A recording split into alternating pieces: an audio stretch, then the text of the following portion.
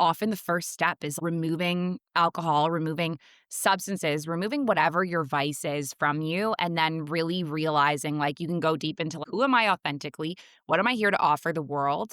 And how can I progress towards that? And like I know that if I went back to drinking, I wouldn't be where I am today, you know? And so having this group of women around the world who are all kind of aware and we're all just kind of walking that same path together. It's really beautiful. Welcome to a Curious Yogi podcast. I'm your host, Bobby, joined by living masters and awakening friends.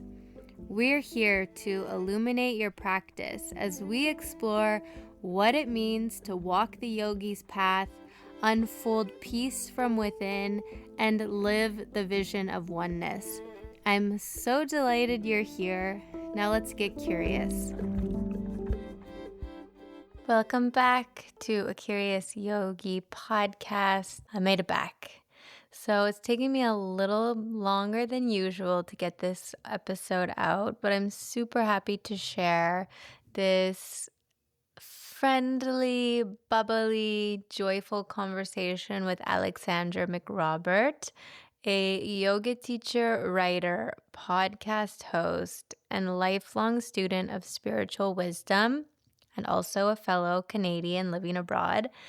Alex created Sober Yoga Girl as a sanctuary for seekers on the path of healing, those navigating from recovery, from addiction, trauma, mental health challenges, or just the overwhelm of being a human being in this modern world. So Alex has been running online yoga programs and yoga retreats and teacher trainings all around the world since 2021. And she recently opened up her yoga teacher training school and studio in Indonesia called Mindful Bali. I love having this chat with Alex because it definitely feels just like meeting a fellow yogi on the path, as our stories are unique but also have some parallels. And back, I don't know what year, I was on Alex's podcast, so I'll definitely plug that episode in the show notes if you want to hear our conversation on the flip side. But I can just really relate to Alex's story of her struggle with alcohol and how sobriety was the kind of one of the first steps to transforming her life and her practice. So in today's conversation, we talk about the importance of community, the shift from ego to authenticity in teaching, and my favorite topic, the role of meditation in yoga. Alex shares insights on navigating the yoga teacher training landscape for anybody that's thinking about doing a teacher training, the significance of her personal practice, and how her offerings and retreats have evolved. So she shares a lot of her personal story, her personal thoughts, and yeah, we just get into the curiosity and excitement and journey of continuous learning, which are vital for personal growth. So enjoy the episode. It's very wonderful. And make sure you check out Alex at mindfulbali.com. And she also has an online community, which is you can connect with her at the mindfullifepractice.com. So I hope that you find the same kind of joy from this wonderful conversation as I did. So let me know what you think. And just before we kick off, I just want to remind everybody to head on over to patreon.com/a curious yogi podcast to sign up for our Patreon page. You can sign up for free and receive updates when new episodes come out, or for as little as $8 a month, you can become a Patreon member and support the show and join our monthly satsang. So I have lots of exciting ideas for 2026, how I really want to evolve this Patreon community. So if you've been listening, reach out. Let me know what you think. I love to connect with people from all over the world who get value from this podcast because I get value from it. These conversations light me up. So here's another episode to light you up just as it did me, and I hope to see you on the other side. Take care. All right, here we go. So, welcome, Alex, to a Curious Yogi podcast. Super great to have you here. Thank you for having me. Yeah, so we were just saying before that I had been on your podcast maybe three, two, three, four, who knows, a while ago, a few years back. So I'm super happy to have you here and to share your story and to share everything that you're up to with all the curious yogis, all the listeners that we have around the world. And I think why I feel just so like a kinship with you is because our stories, while they're very different, they're also very similar in the terms of our sober journey, our yoga journey, just living abroad and all these things. So, just to start, if you want to, tell us a little bit about yourself and, I know life is long, but your Coles notes of where you are and how you got there. Yeah, wow. I love when I'm asked this question because it's so interesting how, yeah, your story evolves over time, and what would have been my story a few years ago, I might have different, like, highlights or key points now. So, super interesting. So, I am Canadian originally. I'm 33, and I left Canada 10 years ago, which I find so wild when I say that out loud. So, I've been teaching yoga for 11 years. So, I did my teacher training when I was really young, and then I started teaching in Canada part-time while I was finishing up a Bachelor of Education, and I was encouraged by, my school was encouraging us to go abroad and teach because there wasn't really work for school teachers in Canada at the time I graduated, so I moved to Kuwait when I was 23. So I lived in Kuwait for 2 years. I lived in Abu Dhabi for, 4 years, 4.5 years, and in this time that I was in Kuwait, a lot of things happened. It challenged my yoga practice so deeply because I was like one of the only my first year in Kuwait, I was like the only yoga teacher at like the Hilton Resort. My second year, I started working at the one studio in the country, which was like an hour drive away from my house.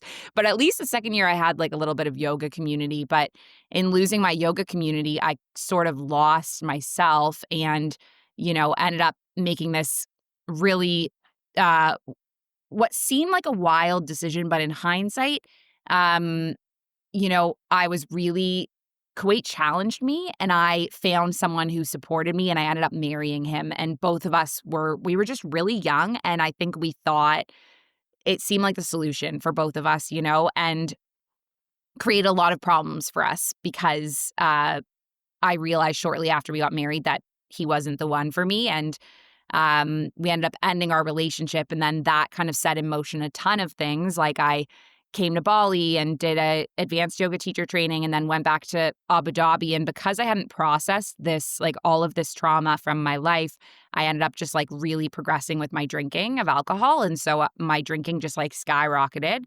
And at the point in time at which I got sober, which was in 2019, I had been a school teacher for 6 years at this point, and it was almost like I woke up from I got sober from alcohol, and it was almost like I woke up and I felt like I had been, like, sleepwalking through life for, like, the last 6 years, and I just had to I felt like I had to catch up for all these, like, years that I had spent just, like, partying in the Middle East, basically, and so it set in motion this really intense, profound transformation for me, and I started a sober yoga community, which was, like, my primary work for many years, and now I'm really shifting, like, my passion is more educating yoga teachers, and I'm really working in, like, the yoga teacher training world at this point, but I was doing primarily work in sobriety for women in recovery for, like, 5 years, and I still do that. Like, I have a sober women's retreat to India, in February and March of this year, but yeah, that's kind of, like, the short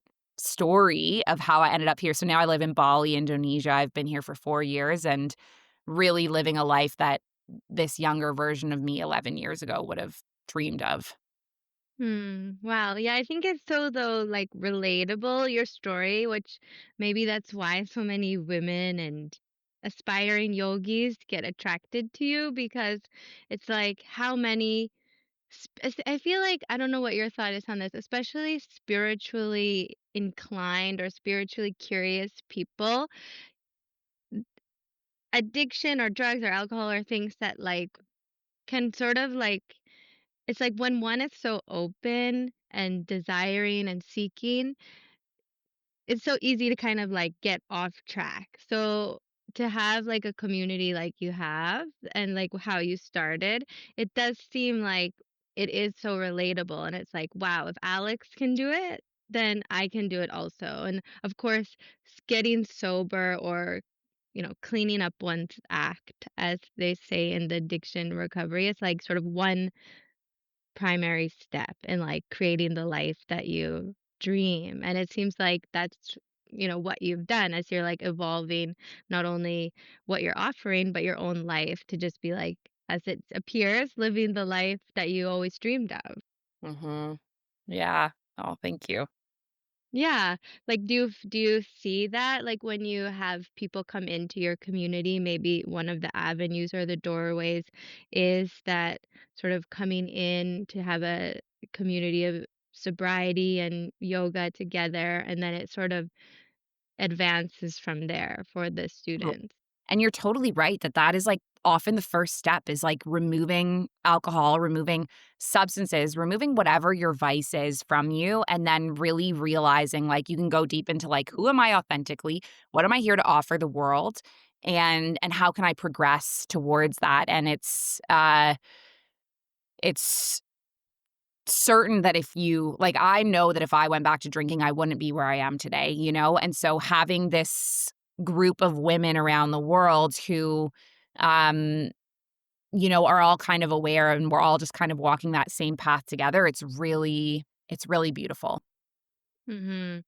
And also it is like so many people out there. And I think that's like one of the beautiful things about having an online community, because it can also be so isolating, not only like getting sober, but also stepping into a spiritual path, because it's so kind of non-status quo. So to have that ability to connect online and like do the hard work together in community is like, that's a gift.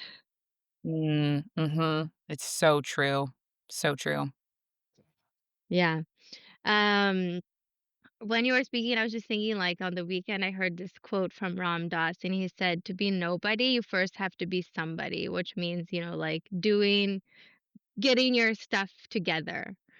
And it seems like, having a community online and the place to go to come to do trainings, to do retreats as yoga teachers, to develop further, that is, like, such an essential step in the process, which maybe sometimes we forget, like, even though we're on the spiritual path, like, how can we also get our lives together, so to speak?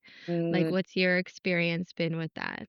you mean, like, getting your life together in terms of, like, the sobriety point or Yeah, like, the sobriety point, like, you spoke about healing your trauma, like, going to therapy, like, getting healthy, like, kind of getting the boxes together so that then one can start to actually advance, and not even advance, expand like into those like deeper, more subtle aspects. But first we kind of have to figure out this individual mechanism and like what we're working with.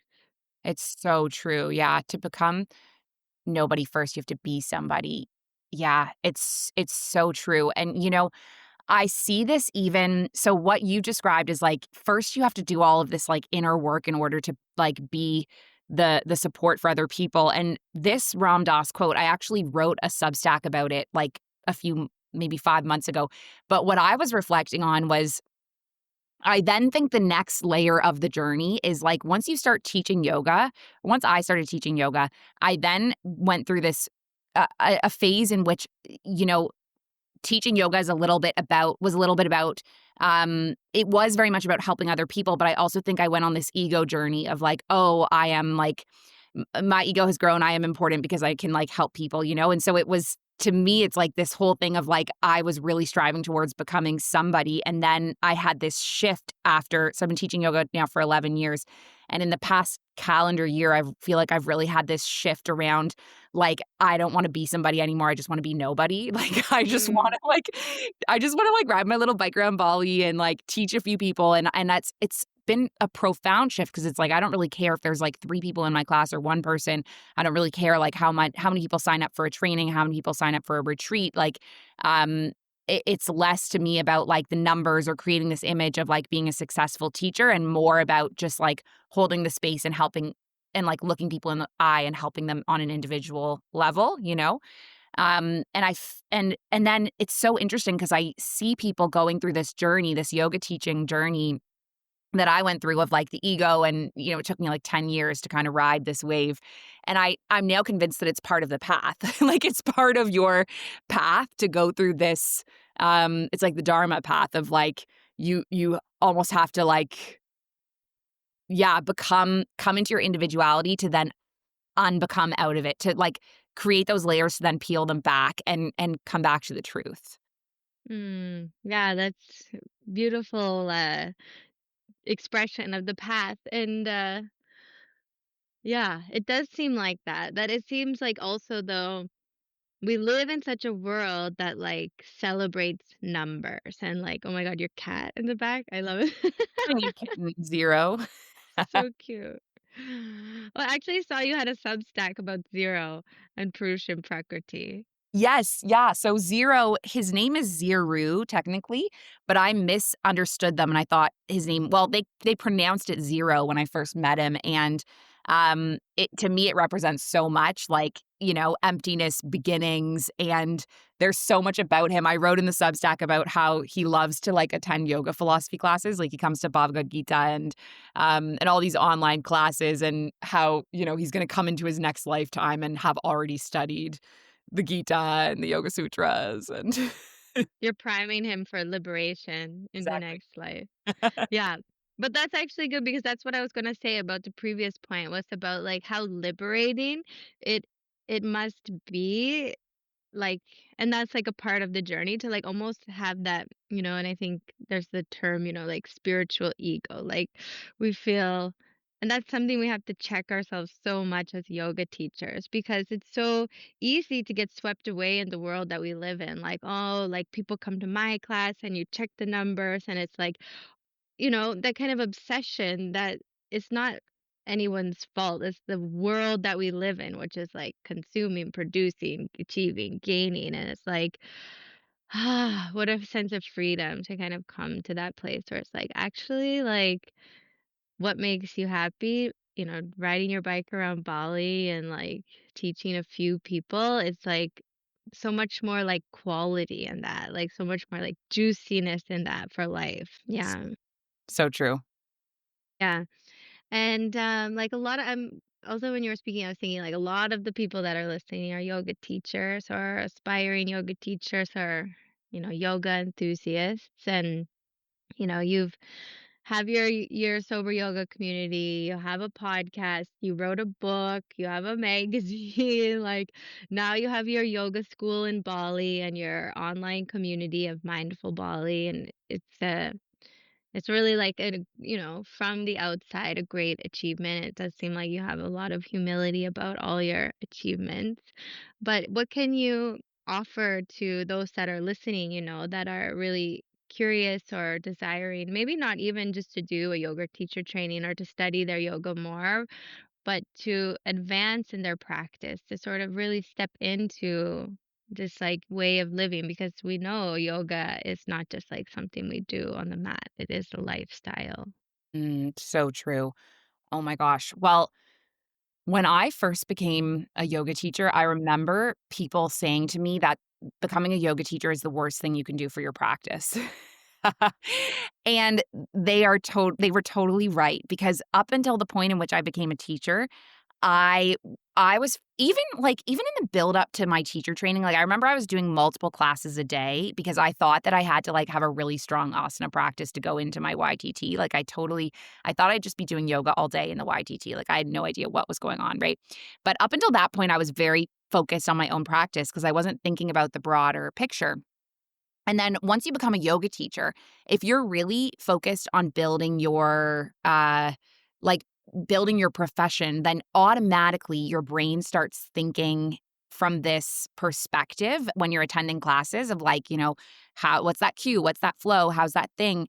My brother-in-law works in theater, and he told me that he can never go to a play again because he's thinking about what's happening behind the scenes of the lights and the curtains and blah blah blah, and what's the mechanism for the stage, things that I would never think about as like someone going to the theater, right? I would be like, oh, that's a great show, but his brain works overtime on all these things. And I think it's the similar type of thing for people that go into the profession of yoga.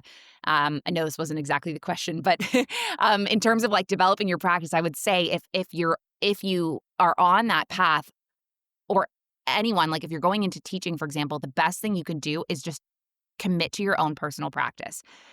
Don't let every practice be about becoming a better teacher, because that, I would say, is a mistake I made through many years. And I didn't have a devoted sadhana for years. Like even up, I would say in the last year was when I started meditating regularly. I meditate on my own for 40 minutes a day, usually 20 in the morning, 20 in the afternoon. But this has only started in the last calendar year, right?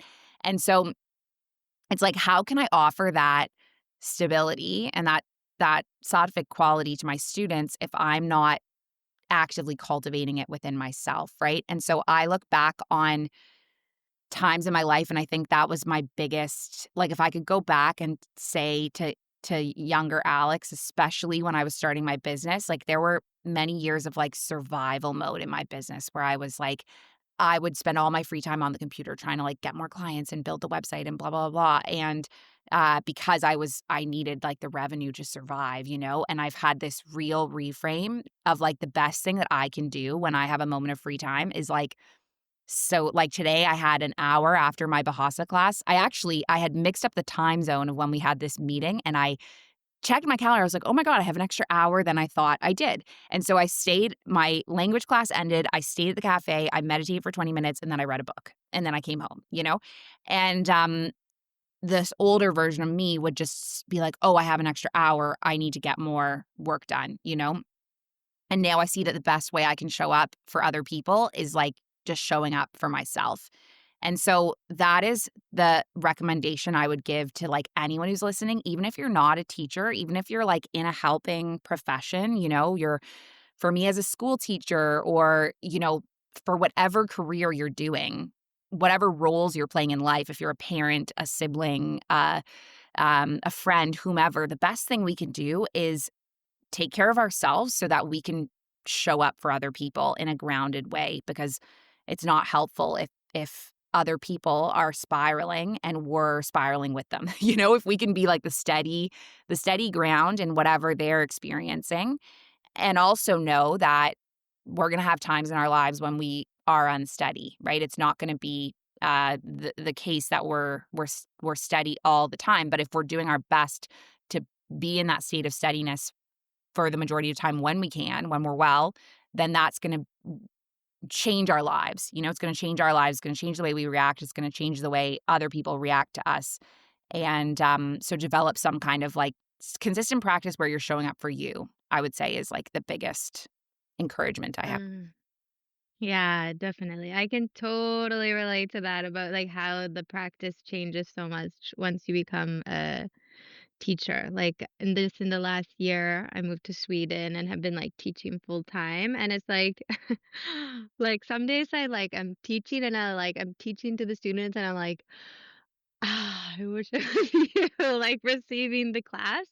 But I think you touched on something so important to remember, like whoever we are, that you know, I also, before I did my teacher training, was doing like 2 asana classes a day and thinking that that's the practice. But you touched on such an important part that to have a practice, I think, especially when you're active or you're busy and chaotic, to sit and meditate, that's yoga. Like to sit and just take the Yeah. spontaneous moments that you can or the committed time that you can to close one's eyes and be still. And it's like, oh, that is like the anchor, the root. And I totally agree with you. When I started meditating daily, it's like my whole world changed because it starts to kind of permeate sort of everything that we do, that sense of spaciousness. Like it just seeps in and it's like a superpower. One of my students, She said the other day, like, "I feel like I have, like, a secret superpower now." I'm like, "Yes!" Like,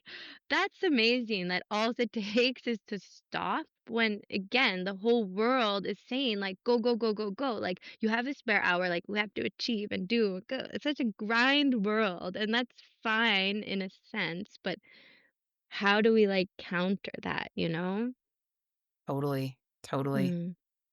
And you must see that when, like, people are coming to do your retreats, whether it's in Bali or India. It's like, how many people come and they're like, "I just need, like, a week to myself to be with myself," and even people that come to teacher trainings, like, how many people do you have that come and say, "Oh, I don't wanna be a yoga teacher. I just wanna, like, do this for me," and then so many end up teaching because they get so inspired. Like, do you find that a lot? It's so true, it's so true, yeah. So, I have this annual India retreat that I do, that's actually it's gonna be the 3rd time I run it, and it's so funny because I feel like I was in this go, go, go I was in go, go, go, Alex, when I developed this program, and the older I get, the more deeper I get into my spiritual practice, I'm just like, "This is a crazy program because we visit, like, 4 cities in 10 days." Like, we do Delhi, Agra, Jaipur, which is, it's so achiever, Alex, of, like, I'm gonna check off all these tourist sites, you know? And so the last 5 days of the retreat were in Goa, and I learned very quickly from the first time I ran it that Goa should have, like, nothing planned because for the first few days, we do, like, so many sites. We're like, Taj Mahal, 4 AM, this and that. And then we get to Goa, and it's literally just like, can I decompress? Can I do my yoga practice? Can I sit in circles? Can I, like, take care of me? And that's what I'm learning more and more is, that is, like, the best thing I can offer people. And so my programs are really shifting and my interest is really shifting because I did so many retreats that were like this for so many years of like we just had so many activities, you know? Like my Mexico retreat, there was like an activity every day, you know? And my Bali retreat had an activity every day and now I'm getting way more interested in running teacher trainings and like philosophy and meditation courses.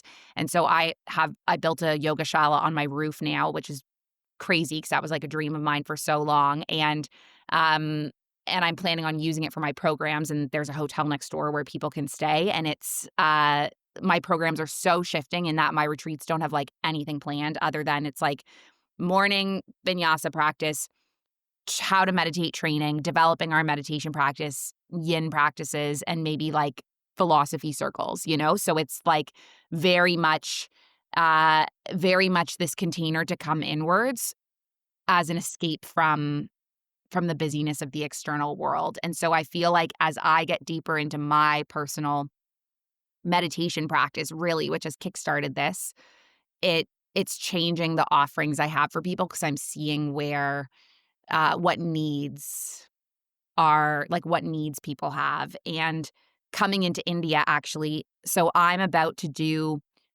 this how to meditate training that's similar to like the Vedic meditation practice. That's the practice I've been doing for the last year. And coming into this India trip, I'm actually going to be offering for free like an online how to meditate training for all the retreat guests before we start because it's like 3 days of 90-minute training and day 1 we're in Delhi and we're like on rickshaws going around Delhi and it's so chaotic. And I realized like this is what I need to offer them. And I don't even think we have time in the program. So we need to do it before so that we have this tool to help us process the nervous system chaos that is not only traveling, but you know, for women who if it's their first time coming abroad, for sober women, if it's their first time coming to Asia, being dropped into Delhi is like very intense and it's sensory overload, Mm.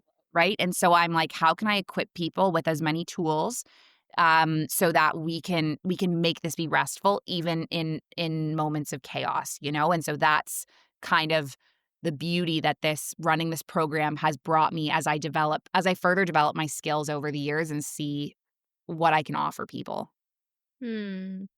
I think it's so good, like, for those that are listening that are thinking of becoming a yoga teacher, or in fact, like creating anything, like it's so inspiring to hear you say like you just started and then your work and your offerings and everything develops with you. It's like, how often do we think I have to have everything perfect, myself included, before I start anything? And it's like, actually, like, your whole story is so inspiring. It's like, just start, and then you bring everybody on your journey with you. And I'm sure those people that were the first sober yogis that came into your community, how I'm sure, like, maybe I'm wrong, some have come and done your yoga teacher trainings. Like, they've Yes. come with you, they've come to India. Yeah. And like, I like that we can just remind ourselves that, like, we can evolve, and, like, people, like, you don't have to be some, like you said before, like, this big teacher that's, like, perfect in this, like, contained little, like, crystal box. It's like, just be raw and real and, like, share your journey. And then it's like, yeah, I wanna learn to meditate with Alex because she's just been also learning this last year and studying, and now she knows, and I wanna know what she knows, you know? It's like that relatability is so, and, like, it's so great. Oh, thank you. Thank you. Yeah, there's one online course that I teach called the Yoga Sutra Study, and it's so funny because it what you said just reminded me of this because my students literally get access to a document that's almost 300 pages long, and I tell them don't make a copy of it because I literally will be editing it while I'm teaching it. So I've taught now 13 cohorts of this program, and I also have a teacher that I meet with one-on-one, and then I also teach it for a yoga school, and my understanding of everything has evolved so much that sometimes I'll be in the middle of teaching and I'll be reading along and I'll be like, this is not right, you know? And it's something that I wrote years ago, and I'll be editing the document, and people have said that they love seeing this, right? And it shows like it doesn't make me feel like I'm unprepared. It's like I know that I've committed so many years to studying this that I know what I know and I know what I don't know. And I'm not afraid to be like, I'm learning this, my understanding is changing. This chapter I don't know as well. And people often highlight like that they really love that. Because yeah, it's also like there's always growth available. And I don't know if you feel this, but I definitely feel this when I do a course or a workshop or something. It's like we get to deepen our own understanding of, say, a topic or a concept or a scripture or something to do with, like, because it's like the study is alive. Yes. So it's so amazing to teach what we love and what we live because we're constantly also evolving and growing and learning and expanding our own knowledge. And it's so humbling and wonderful to get to do that with other seekers. And sometimes, like, I don't know if you feel this way, but it's like I feel like it's like I'm like one or two steps ahead, but actually we're all like learning and growing and evolving together on this path. Like, and that makes the work feel so much more just like a joy. It's so true. So true. Mm, Yeah. yeah. Yeah. And yeah, it does definitely feel like a joy. So you have lots coming up. You have like your India retreat, like you said. And then I also saw you're doing like 3 or 4 cohorts each year of your teacher training, Yeah. 200 hours, right?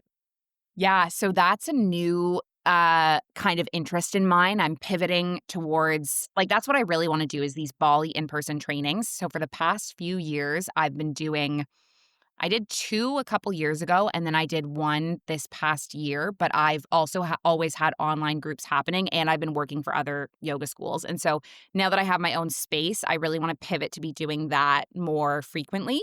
So, I have 4 200 hours on the calendar for next year, only 1 300 hours still because 300 hour is the advanced training, and, by default, there's just less people that would be wanting to do it because you have to do, your level 1 200 hour first. So I have one 300-hour happening next year in the summer.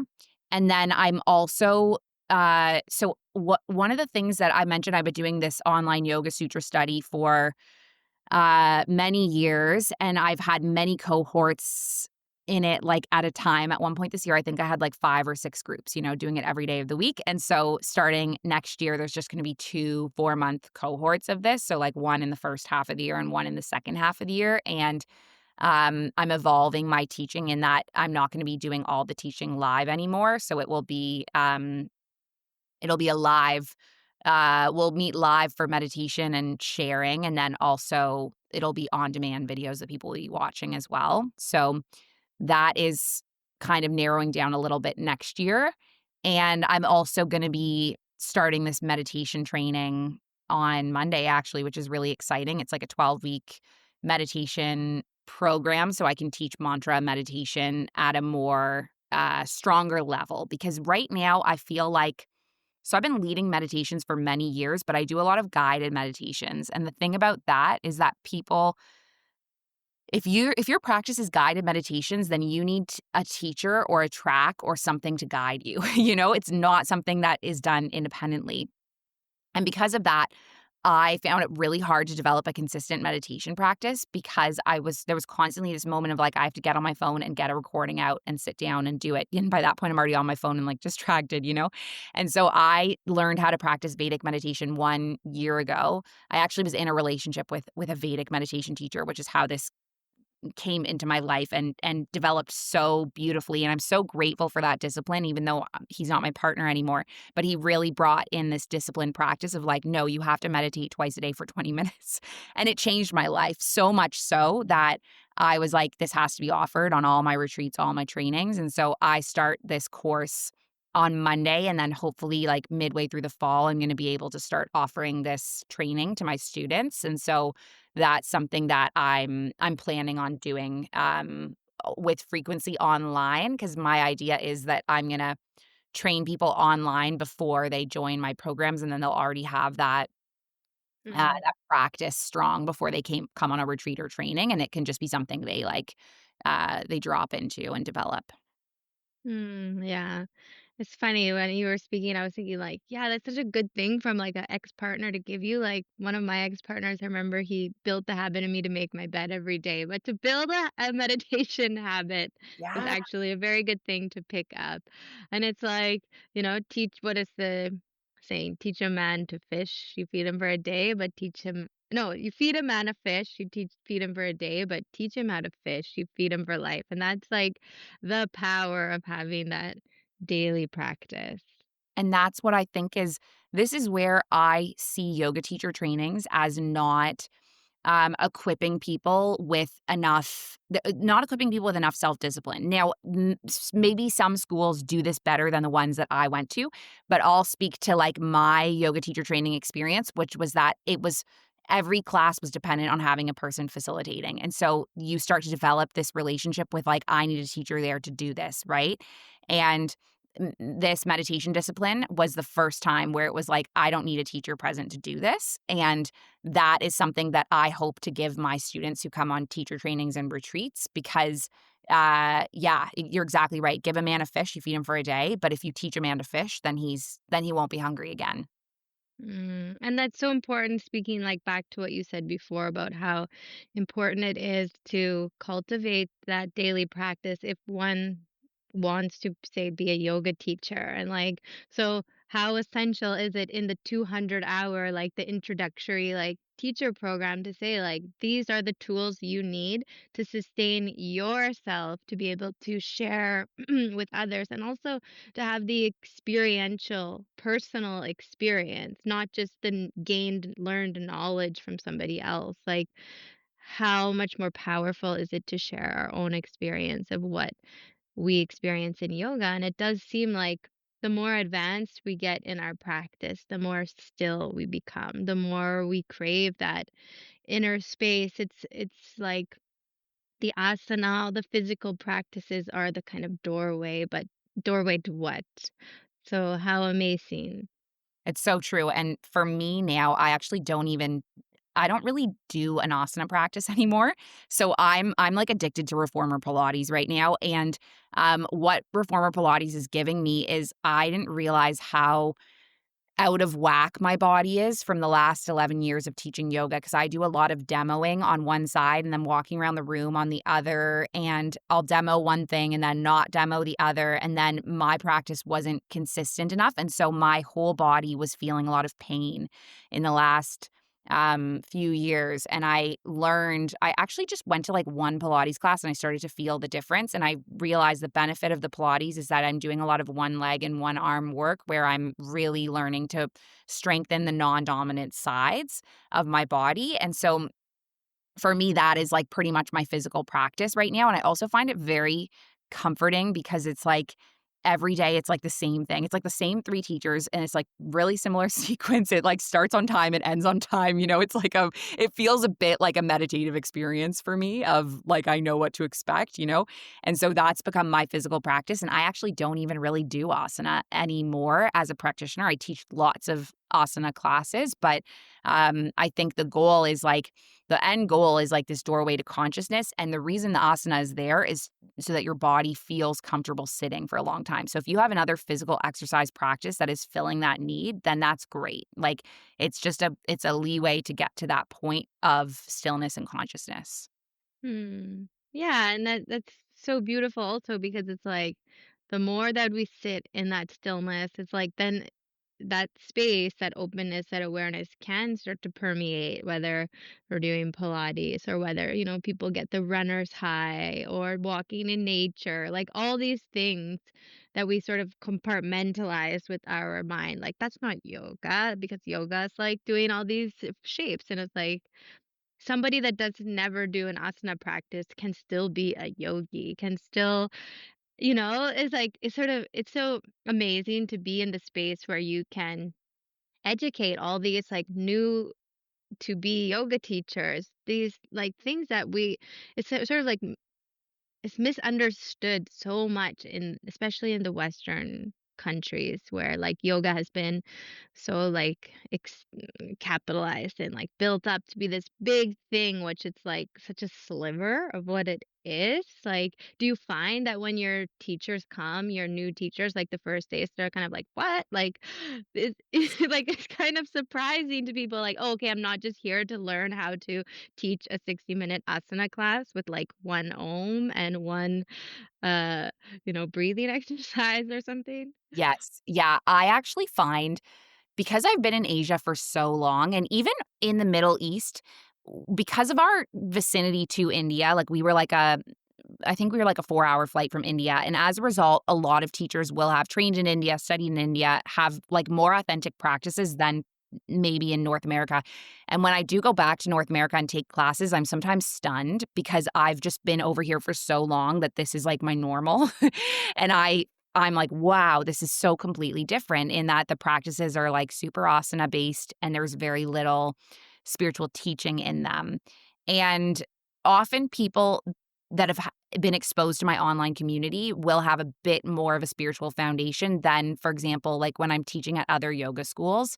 Um, I find it very, yeah, it's pretty wild. And I've taught asana clinics for a long time because I know I'm good at that. And I'll often be hired to teach the asana labs. And I had a point where I just got so sick of it, and I I took I think a year and a half off teaching asana labs because I was like, I just don't think that the way that you place your hands in Warrior Two is gonna change your life. Like I really like that's not like the most important thing to me. And now coming back to it after, a year and a half off, I started teaching asana clinics again, and it felt fresh and like inspiring and joyful for me. But I guess I'm filling my spiritual cup in other ways. I'm teaching bhakti and I'm teaching a lot of online philosophy. And so maybe that's where the difference is like if I'm doing enough of that, then I can like joyfully teach a little bit of asana in like that format. But yeah, it's really it's a huge realignment for a lot of people on like, whoa, this is like not what I thought it was. And I keep thinking of this one moment all the time when I was on my 300-hour teacher training and one of my roommates, I mean, like the three of us had me and my two roommates, we had like criticisms of the training school we were at, but one of the criticisms is one of my roommates was like, "This is not a yoga teacher training. This is a meditation teacher training." And I think back to that all the time because I'm like, we actually were doing a lot of asana but we were doing a lot of meditation, which makes sense because it was an advanced teacher training. And that's really what I Mm. do with my students now. We do a lot of meditation, a lot of pranayama, a lot of philosophy, a lot of bhakti, like, because at the advanced level, that's what you're advancing to consciousness, really. It's not about handstand or forearm stand or whatever. But that's so funny to me when I think back on that of, like, that was what we thought of our advanced training was like, it's not yoga. Which shows how much we didn't even know. I had been teaching yoga for 3 years, and I just didn't even know, like, what was happening. Totally. I think it's so, like, a kind of hilarious and also, like, common misunderstanding about, what is the actual ultimate goal of yoga, and, like, what is in what context are we practicing yoga, say, in many yoga studios or spaces. And you see, like, how 200-hour trainings now are, like, so available at, like, every yoga school. I remember also I did a philosophy class at one teacher training, and I was just like, I saw that the woman who was hosting it. I'm like, you've never even like like what? How is this like it's such an oversaturated Yeah. space of like now anybody can be a yoga teacher. Like, what are your sort of thoughts on the way that that industry, which it's even weird to say it's an industry, but it is such a financial huge, like, billion-dollar industry, like the whole yoga industry. Like, what's your thoughts on that of, like, and I've had, like, even in the last month, 3 students email me, like, "I'm thinking about doing my 200-hour training, like, where do you suggest? What do you" and I'm like, "Yeah, there's so much information out there, like, how do people even know, like, where to go?" That's, like, a kind of two-point question, like, Yeah. their thoughts on the industry itself, and then, like, what for those that are looking, it's like what to look for when looking for a teacher training. Yeah. Oh my gosh, such a good question. So, I'll speak to how I chose my 200 hour, which is I asked around at my studio of where people trained, and then I looked at all those places. And I feel I felt solid at the time of the school that I chose because when I look back on it, I had a really wonderful experience, and there was bhakti yoga and, a lot of, like, really great philosophical conversations. It was, like, a great experience. But I will say that I learned many years later after going to this school and then after bringing retreat groups there, of an issue with an older man involved in the school dating his students. And he kind of had a moment with me where I didn't really realize what was going on, and it was so conflicting because, he was my teacher when I was 22 and I loved him. This is like 10 years later and I'm just like, what is happening here? And I actually didn't even really think that I still didn't think that he was trying to like groom me or anything, because I believed in him so much as my teacher. And when I just pulled someone aside the next day and say, "Hey, something really weird happened." And it was like this red alarm, write a report kind of scenario. They were like, "You understand what just happened." And that was when I was like, "Whoa, I didn't really realize what had happened." And so now I actually don't even bring people to that school or speak about it because I don't I take issue to that happening in the yoga. Mm. We should not be dating our students because there's such a discrepancy and like a power imbalance. And when I went to do my 300 hour, I did not do enough research at all. I just really it was like a tick box thing of like, I wanna be a 500-hour teacher. I wanna, like, have that qualification. And because I was a school teacher, I only had summers off, and so I was limited in my choices, and back then, there weren't a lot of 300-hour options, like, that was in 2017, so it wasn't as, like, big as it is now.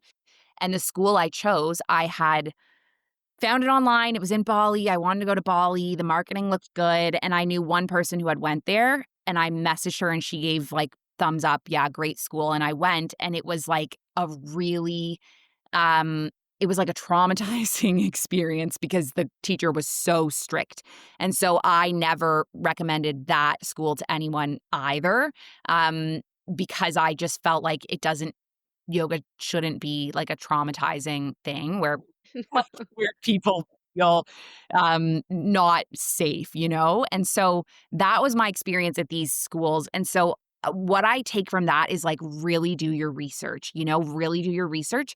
I have had people I had someone DM me about the first school because they saw me tagged on their Instagram or something. And I was like, "That is doing your research," just randomly messaging ask more than one person about their experience at a school because I said to her clearly, like, "Hey, this is my experience, loved it. Then this thing happened 10 years later, and so I no longer encourage people to go there. But that's my experience. Please don't repeat it, and, like, decide for Hmm. yourself."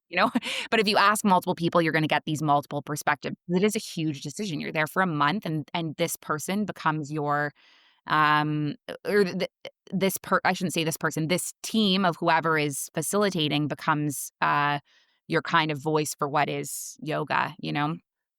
So I then did one advanced week with the person who I consider my teacher, and I think he is the closest thing to whenever I've sought someone who is actually walking their path, walking the walk, and so I highly recommend him, and I still train with him.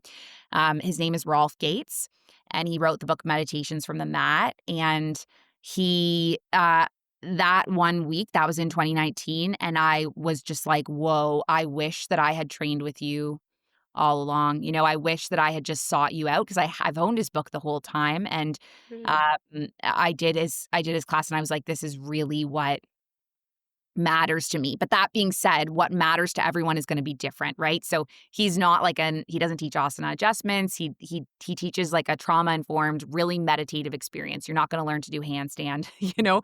It's gonna be deep in philosophy. So if that is what is important to you, then that's someone I really recommend. But I would say figure out what's important to you, figure out what you want, and then do your research and ask multiple perspectives. And if you can choose a school where there's multiple um, teachers on the team and multiple perspectives. I mean, on my trainings, I actually don't often promote on the website who my additional teachers are.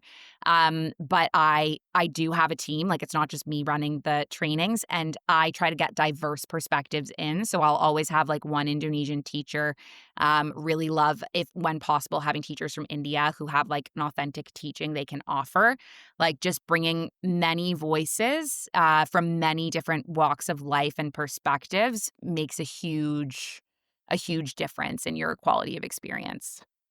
Hmm. Great. Thank you. Yeah. Like when you're speaking, I was thinking like, so I'm just gonna send this conversation to those students like that because so many people are so curious. So that's really great insight and great pointers towards where to look because so many people that are listening that are like getting curious about taking in more yoga content and more like information and knowledge, like they want to know, okay, now maybe I'm getting curious, I'm listening to podcasts, I'm reading books, I'm going to the studio a lot, and then it's like what's next? So I think it's so valuable all that information about teacher trainings because yeah, there's And, so much out there.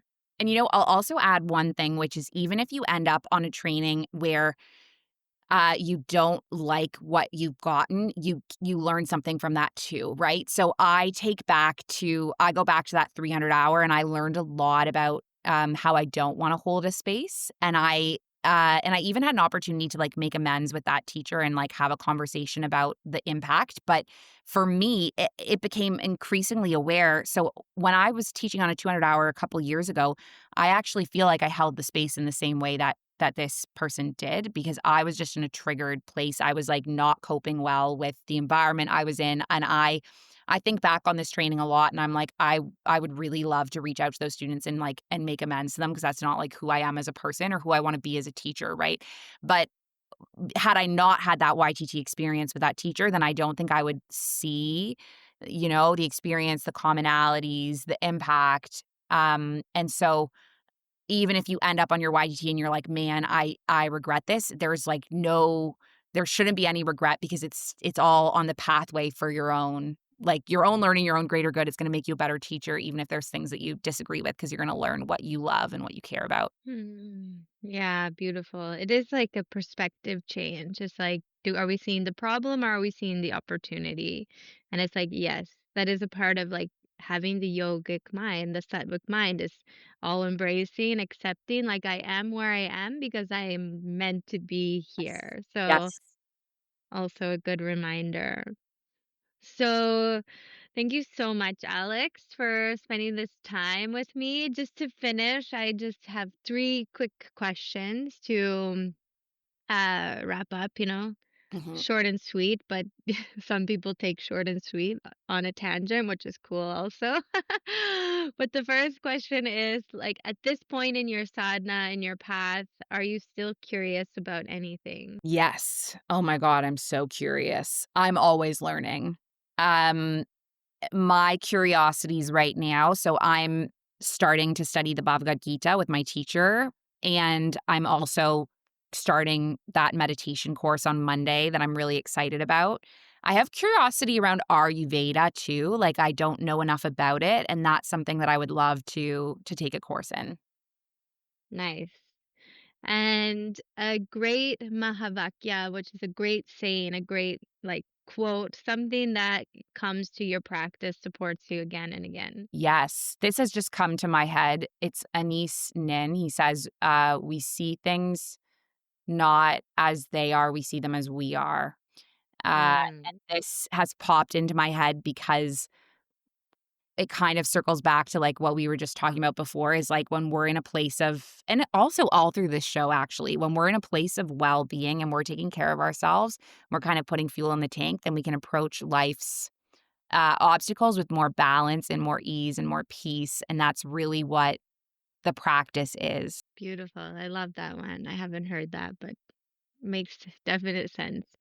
And then lastly, if you could sum up this conversation, which you kind of just did, in one sentence. Yeah, we don't see things as they are, we see them as we are.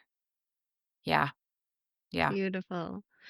Well, thank you so much. I'm going to plug all the teacher trainings, your website, everything in the podcast show notes, and definitely people can connect with you online. You're totally out there, so we'll be I'm sure sending some curious yogis your way. So thank you so much for taking the time, and yeah, I really appreciate everything that you're creating and everything that you stand for.